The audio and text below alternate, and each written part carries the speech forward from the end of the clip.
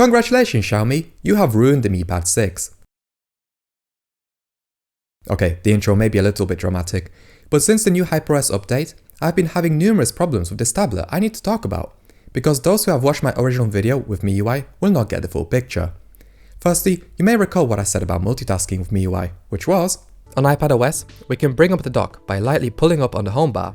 We can't do that on Android without closing the app, so instead, MIUI has these grey bars that we can pull up for the dock.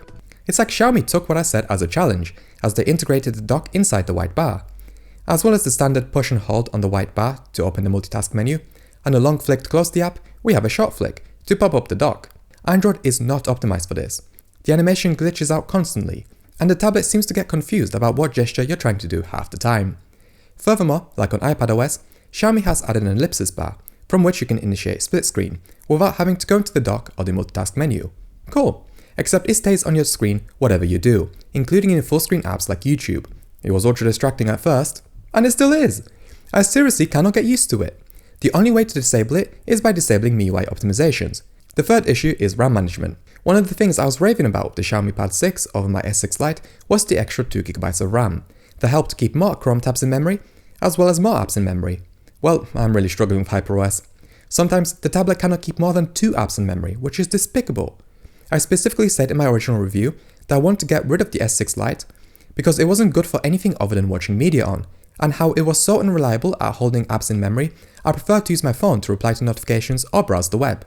Now, the exact same thing is happening here. I don't know if it's MIUI's poor RAM management or memory leaks, because opening the Gallery app or inside Telegram causes a massive RAM dip. But even having over a gigabyte of free RAM, the tablet will still close apps randomly, so I don't know what gives. Something I failed to mention in my original review, as this issue comes and goes, is the fact that widevine certification randomly goes from L1, which allows full HD video on paid streaming apps, to L3, which only allows for standard definition video. So now I am having to constantly go into the Xiaomi Cloud settings, download the certification and reboot the tablet, which is not fast.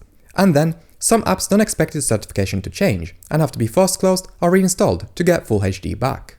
And finally, I need to mention the performance. What on earth is going on with this tablet?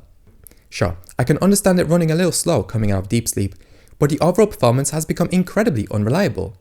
I shot some clips of me just opening and closing apps, and we have missing frames, and the tablet can be slow to react to input.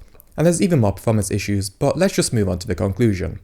Look, I do admittedly feel a little silly for making this video.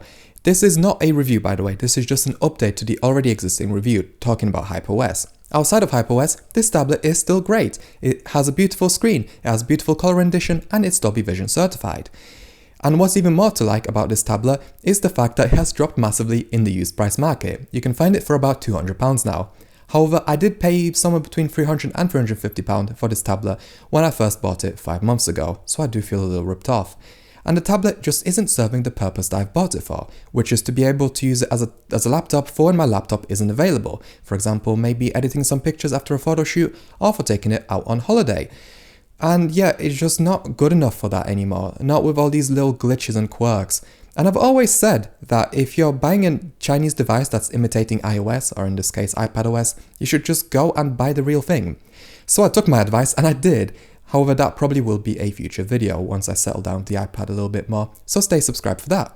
Otherwise, thank you so much for watching and I hope to see you for the next video.